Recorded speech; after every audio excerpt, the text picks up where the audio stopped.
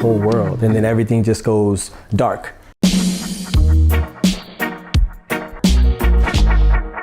The Cut, brought to you by Flow.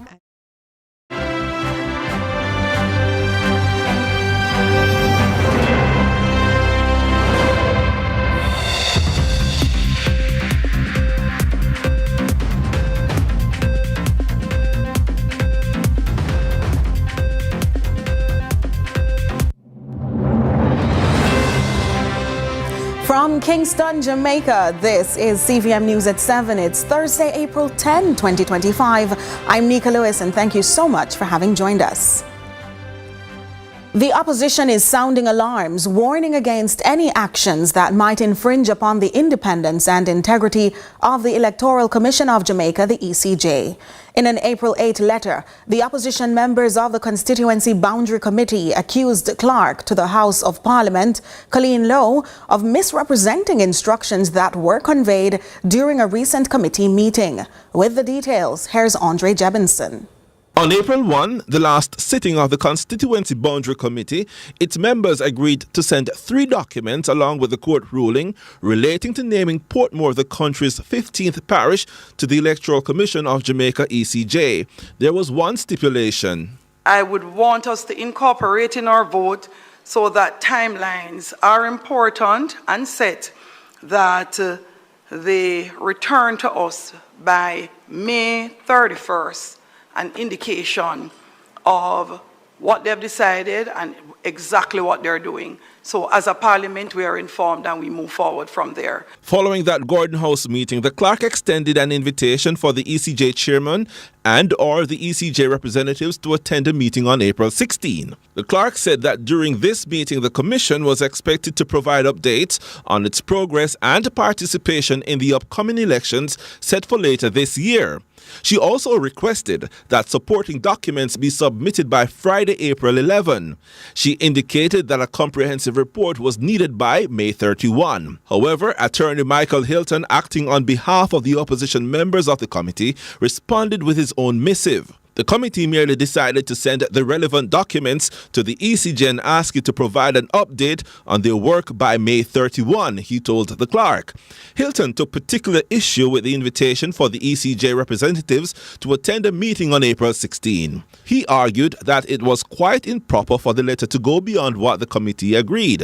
He added that it would also be improper for the committee to purport to impose on the ECJ a deadline by which it should complete its work. The attorney cautioned that the ECJ should not depart from its established processes in order to facilitate the government's timeline, and warned that such a request could compromise the thoroughness of the ECJ methodologies. He said the request could destroy the independence of the ECJ, both in appearance and in fact. The attorney also penned a letter to the Attorney General. He said the clerk's letter suggested that the committee is considering embarking upon or has purported to embark upon a constituency boundary amendment exercise. He reminded the Attorney General that Section 67(6)(b) of the Constitution provides that the committee shall submit reports no less than 4 years nor more than 6 years from the date of the submission of its last report. He noted that the committee issued a report in January 2018. He opined that 6 years having passed, it cannot now issue a further report, and closed out the letter asking for urgency in dealing with the matter. The clerk of the Houses of Parliament declined comments on the letters in question. Andre Jebbison, CVM News. A road repair has sparked debate over whose responsibility it should be to make the fix. Morant Bay residents in St. Thomas may be happy about it, but Councillor for the division, Rosemarie Shaw, is unconvinced. Adrian Williams takes us along that road of concerns. Poinciana Crescent in Morant Bay, St. Thomas is seeing a temporary fix to the condition of the roadway. However, an uproar about correct protocol is also being driven to the fore as Councillor for the Morant Bay Division, Rosemarie Shaw, is saying the Member of Parliament for Eastern St. Thomas, Dr. Michelle Charles, is being spiteful, stating that it is quite ironic that the roadwork started a day before it was to go to procurement at the parish council. I understand the MP knows that I'm going to work on the road. So because of the silly season and because she knows that this is her last bid she's trying to make a problem. Charles says she will not be intimidated in completing the project as she believes it fits the bill of the Relief, Emergency Assistance and Community Help REACH program, which along with the Spark program was initiated. I was told that some men came up in black vehicles to intimidate the contractors here. I'm here to inform the councillor that we are not going to tolerate any kind of badmanism in St. Thomas Eastern. I worked so well with Washi, and I cannot work well with this lady. You cannot just come and bully the people on the road. We're not going to tolerate it. We're not afraid of you, and we're not going to tolerate it. Dr. Charles highlighted that this project was approved for the REACH program from last year, August. The roads for the REACH program was chosen in August last year.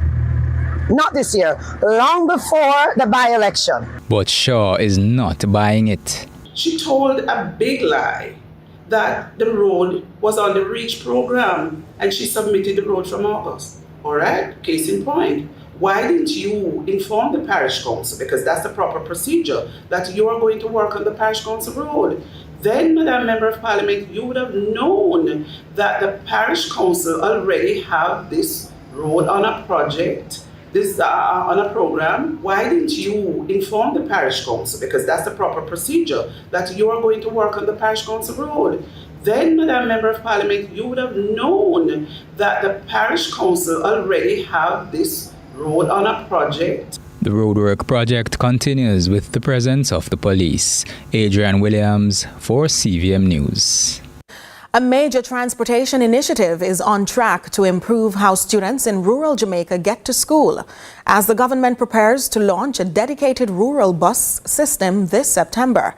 The Transport Minister provided a welcomed update during a post-cabinet media briefing on Wednesday. And as Courtney Lewis tells us in this report, the plans for its rollout are fast advancing. The wheels are turning for the rural school bus system set to roll out this September. Transport Minister Vybz says preparations are advancing through a joint effort of the Ministry of Transportation, responsible for managing the buses, and the Ministry of Education, providing funding and routes. But the wheels will hit the ground on a phased basis. This first 100 buses, 50 of which I hope to get here within the next 60 days, will be used for the major corridors. And once we have the major corridors figured out, then of course we move into the interiors. At least 300,000 students in rural and urban areas will benefit from the system's rollout, which the minister says is the government's moral responsibility to end an age-old problem. Vybz says PPV operators often overlook students as the rate is lower than that of adults. Public passenger operators are reluctant to take the school children, and if they do, they take them as additional to what the vehicle holds in terms of regular adults. So they are what left, which causes reckless driving, speeding to get them off to go back to make up for the shortfall. And what we want to do is simply separate them. We want to separate the children. The new system is not devoid of regulation. Drivers will be trained and undergo checks by the security forces along with an accompanying teacher. The buses will also be cashless, making it easy for PATH students to swipe for rides. And an app where you can track the bus so parents can know at all times where their children are, and the JUTC and the government can know whether the driver is driving correctly, what he's doing, what he's not doing. These buses will be used in the mornings and in the afternoons. Any bus that is seen outside of those hours is going to have a problem. Each of the 100 buses costs approximately 7.5 million Jamaican dollars.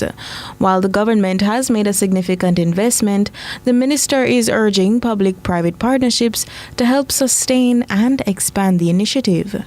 I know there are many schools that have their own private arrangements. Those will be uninterrupted. As a matter of fact, I encourage them to buy some of these buses and help, because this is not only a government initiative. This has great private sector investment potential. Courtney Lewis for CVM News. And public transportation in St. Anne is about to get easier, not just for commuters, but operators too.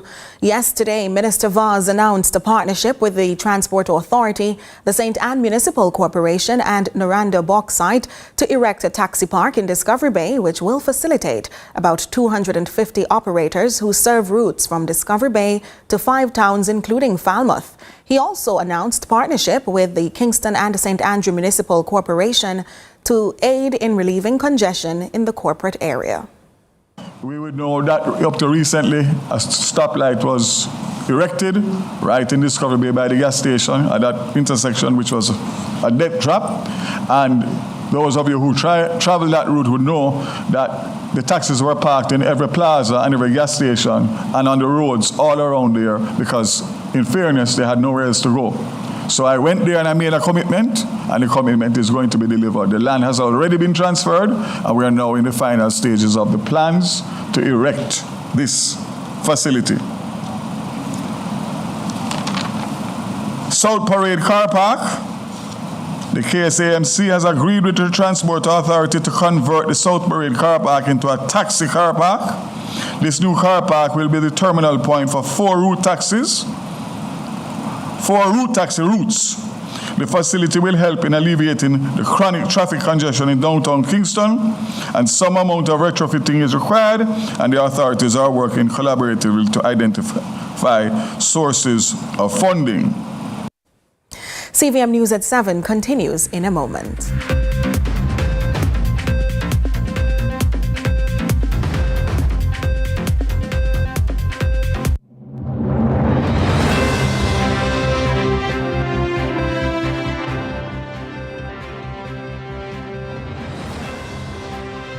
Rainforest, I go give you plenty healthy ways to switch up your meals. Fresh flavor that we need. A new recipe every day of the week. And look how good me feel. Come catch the vibe. Rainforest, catch the seafood vibe.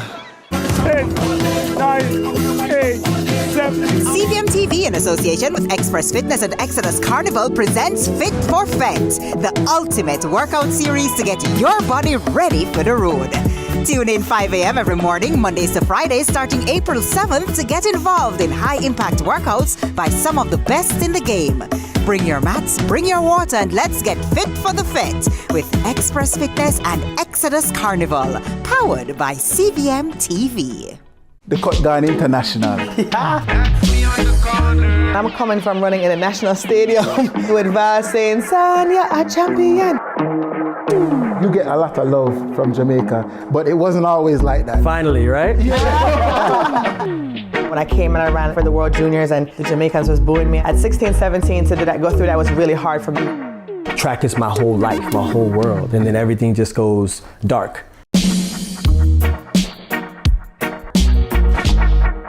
The Cut, brought to you by Flow.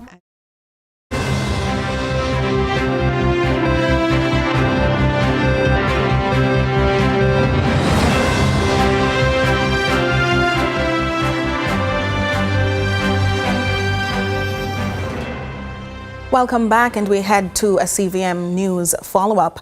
A day after a St. Anne farmer was charged with murder following the death of his 1-year-old stepdaughter, CVM News has heard from the child's mother. The man's initial report indicated the child died by drowning during a bath. However, a post-mortem examination revealed trauma. Colleen Lowe, who has been tracking that story that has rocked the nation, was told it was the first time the little girl was in the man's care for 2 weeks. My whole world was spinning until the point it just died. Like every fiber of my being inside just died because I was 10 minutes away and I just begged them to just keep her alive long enough. 29-year-old Atoshi Smith says she was that close to seeing her 1-year-old Alea Michael, yet she was so far away. They showed you the body? Nothing at all. They didn't let me see her, nothing. They just took their pictures. They kept saying that it was too graphic, it was too gruesome, the way that she came in. She had swollen head and her eyes were swollen and all these things. The entire ordeal has turned her world upside down. Still fresh in her ear, the voice of her 36-year-old boyfriend. It's something she can't fathom, as she says he shared a good father-daughter relationship with Alea. He was crying and saying to me that he wished it never happened, and it was an accident, a very stupid one, and he knew he shouldn't have left her like that in the past. To then hear the already heartbreaking case changed to murder, with a 36-year-old stepfather, Adane Joseph, allegedly confessing to hurting the child who trusted him to death, is a double fatality for her. She has no space for mercy. I told them that they need to execute it. He doesn't deserve to be sitting there and eating taxpayers' money. Colleen Brown, CVM News. As Jamaica's tourism industry continues to evolve, so too do the job opportunities that come with it. But according to one government official, the most in-demand roles aren't always the ones you'd expect. As Courtney Lewis reports, Jamaica's youth are being encouraged to seek after jobs in the tourism market. Demand is growing beyond traditional roles, with new opportunities opening up in entertainment and infrastructural support.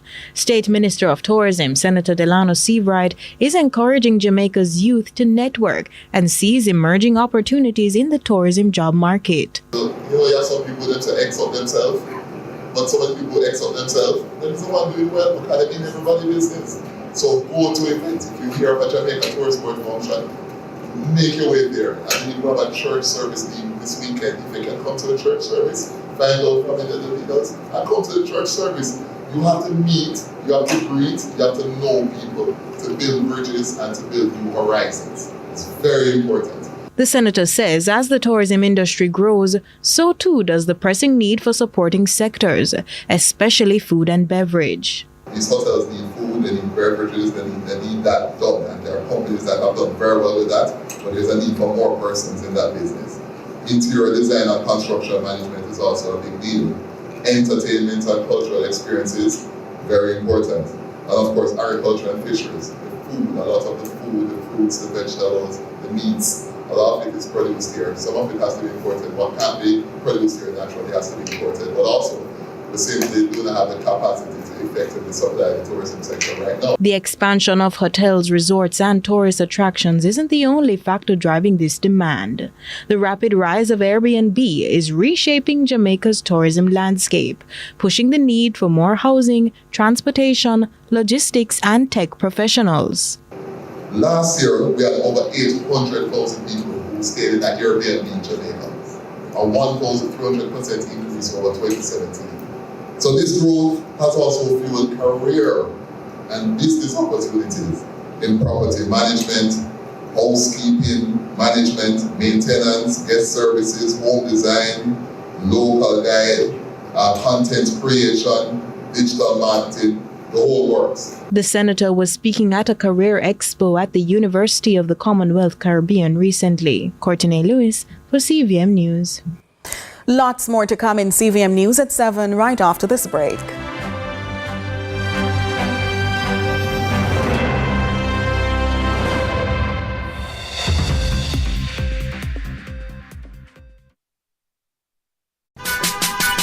So you would have take a call while crossing a busy street? You would have zone out while driving through half a tree? I know say you definitely would have sent a text while climbing down River Falls. So why you do it when you across the road? Stay alert, man. Every step matters. Pedestrians, look out before you step out. A message from the Ministry of Science, Energy, Telecommunications and Transport.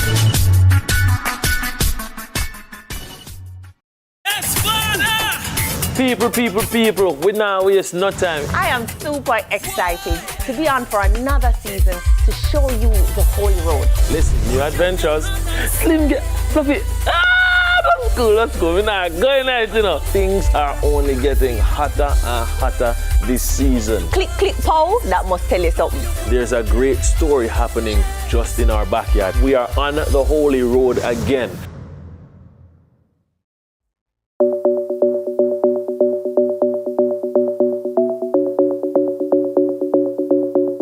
Sir Jeffrey. Yeah, welcome to Jeffrey Flower Supply. Lots of persons don't know that grape grow in Jamaica. No, grape or some vineyard over Italy, over the wine capital. You went with grapes and flowers. Nah, I have my gloves, but when it just started out, just on alone. But as a businessman, you can't be afraid to get your hands dirty, you know.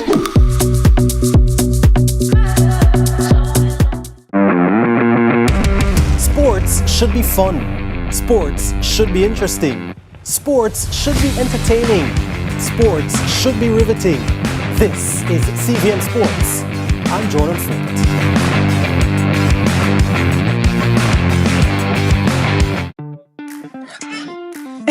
Hey you don't want no people in your business? You should take advantage of CVM TV's unbeatable small business advertising package. Trust me. And get your goods and services in front of your customers today. For $150,000, you get a high-quality professional commercial. Plus 20 prime-time commercial spots. That's massive exposure at a fraction of the cost. Including on the #1 morning show in Jamaica, Sunrise. So don't wait. Call us on 658-208-5377 and see your business goals happen right here on CVM Television.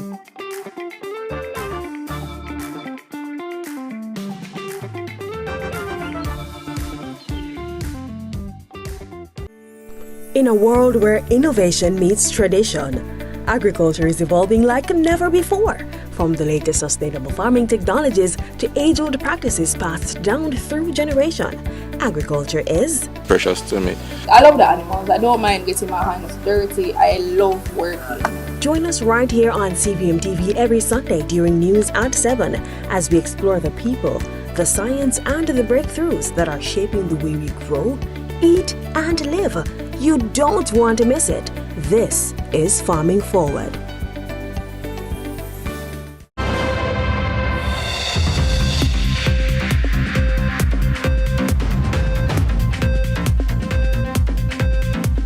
Welcome back. The issue of consent in marriage remains a deeply sensitive and often misunderstood topic in Jamaica.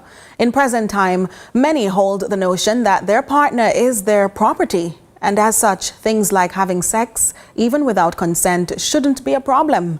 In this week's edition of Query This, Shante McNeil explores whether a married spouse can be charged with rape and what legal protections exist for victims.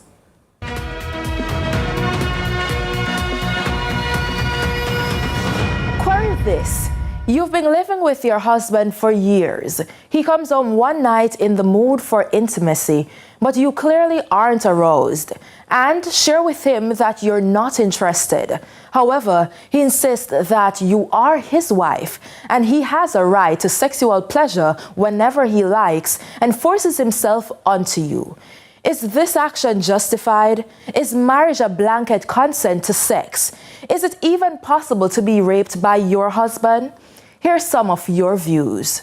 Just because you're married doesn't mean that he has a say over your body.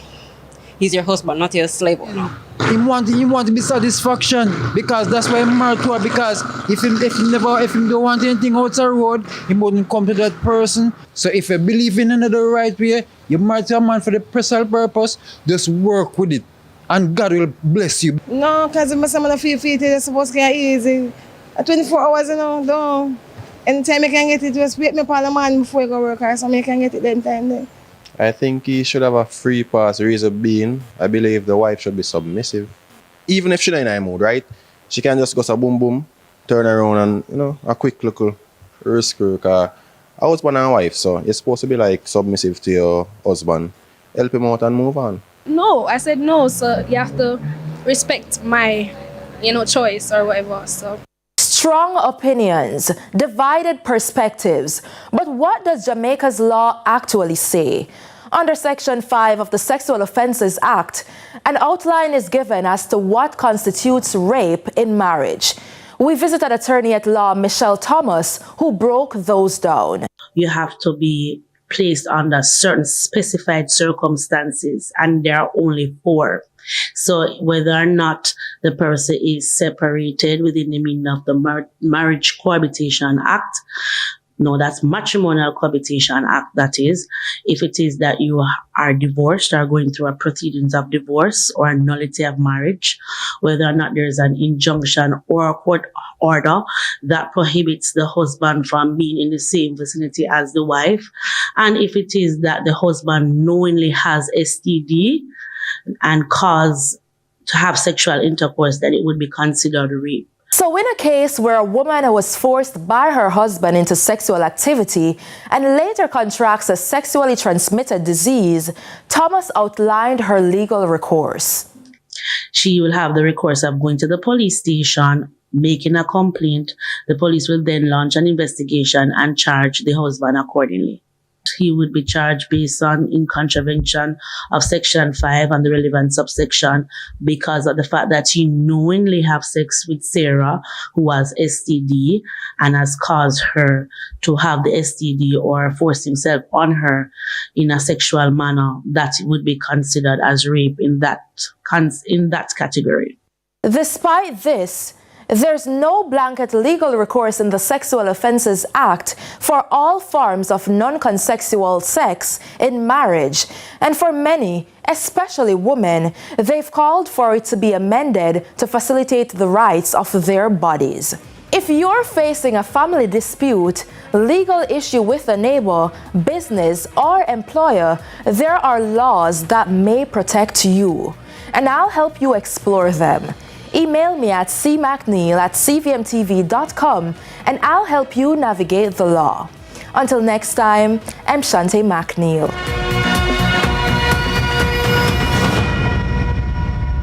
Well, Ronaldo has consented to tell us what's to come in sports. Yes, Nika, for sure. Good evening, of course. So, in football, Jamaica's Reggae Boys have been drawn in Group C of the 2025 Gold Cup competition, which kicks off this summer in June. We'll also be recapping some of the midweek action from the Jamaica Premier League.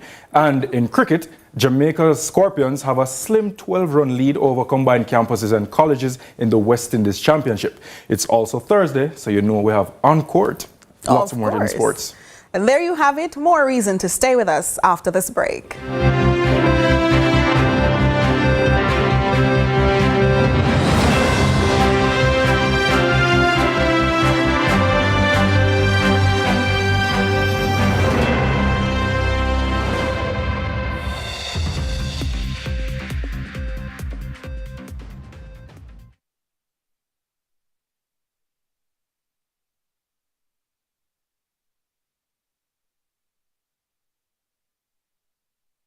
KFC saucy wings tossed in savory mango habanero or buffalo sauce. KFC, it's finger licking good. The time by KFC is 7:30. Sports should be fun. Sports should be interesting. Sports should be entertaining. Sports should be riveting. This is CVM Sports. I'm Jordan Flint.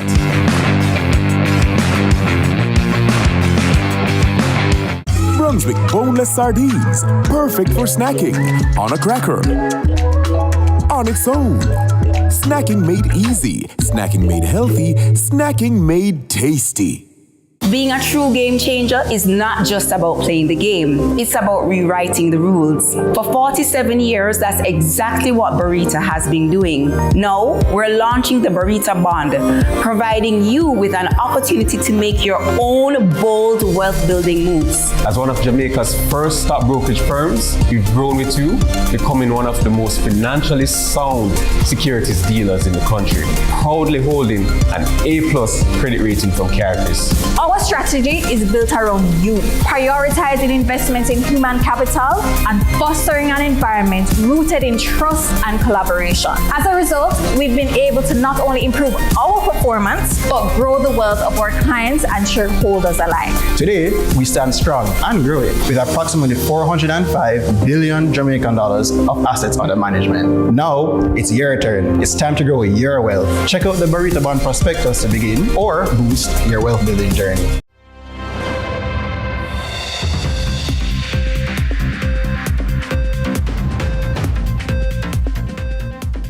Thanks to have you back. To the Business Report now with Joel Crosskill.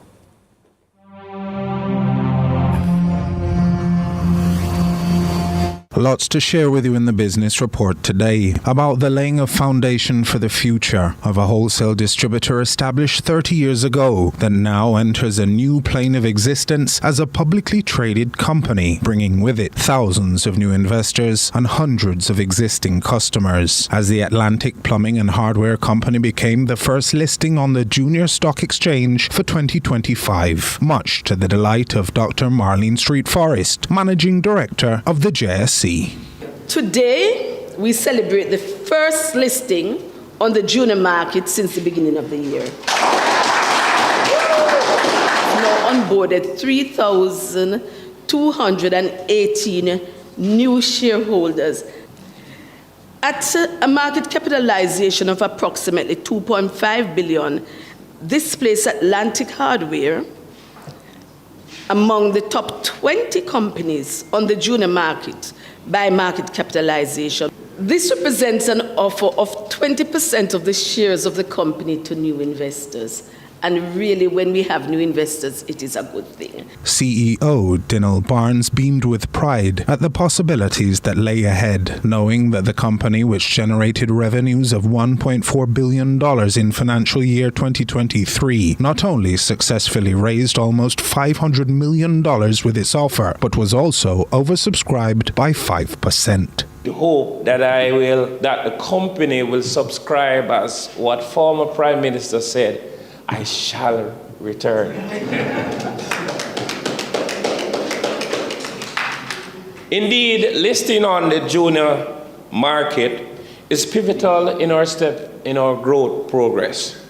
This move provides us with increased transparency, as you would have heard from Dr. Forrest, strong governance, greater access to capital, and the benefit of the specialized concessionary rate tax regime available to junior market companies. We serve a loyal customer base of approximately 1,000 repeat customers, including hardware stores, contractors, developers, and retail consumers.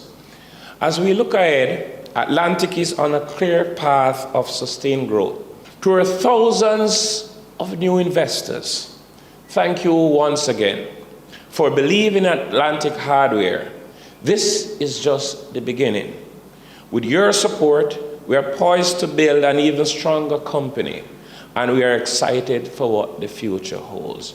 Atlantic's assessment of the hardware business in Jamaica in its IPO prospectus made note of the need for importers to have strong and broad-based international supply chain and market knowledge, while also noting proximity to a commercial port as an advantage. A state-of-the-art ERP, a board of directors that includes Paul B. Scott and Jeffrey Hall, as well as a large warehouse facility in a location adjacent to the Port of Kingston, suggests that the company that will now be traded as AHPC is well prepared to navigate the potential challenges and opportunities presented by a new era in world trade. Our supplier network spans the entire globe: China, Taiwan, Indonesia, Panama, Colombia, the USA, Germany, and the United Kingdom, and many other countries, ensuring that we always bring to our customers the best products at the most competitive prices. We're truly humbled by the tremendous support we have received for our IPO. The response, as you would have heard from Dr. Forrest, was overwhelming. Our IPO was oversubscribed with thousands of applicants. To all our investors who have placed their trust in us, a big, big thank you. We recognize the confidence that you have in our vision, and we are excited to partner with you in our next phase of our growth and development. And that was your business report. I'm Joel Crosskill. It's now over to what's happening online. So, what's caught your fancy today?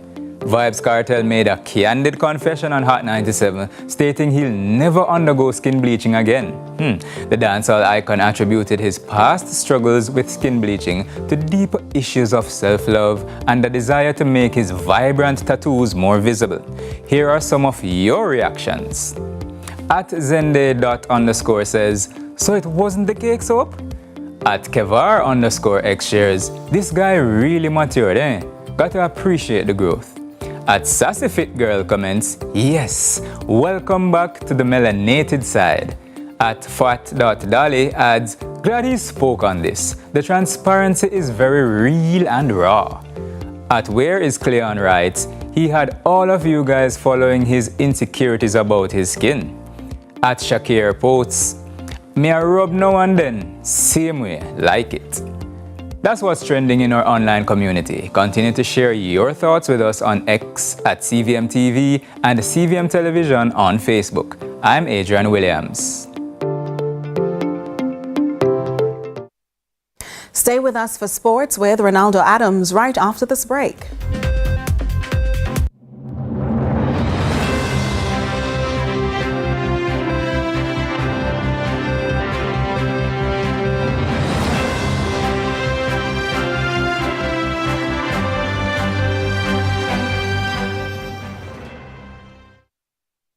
The cut gone international.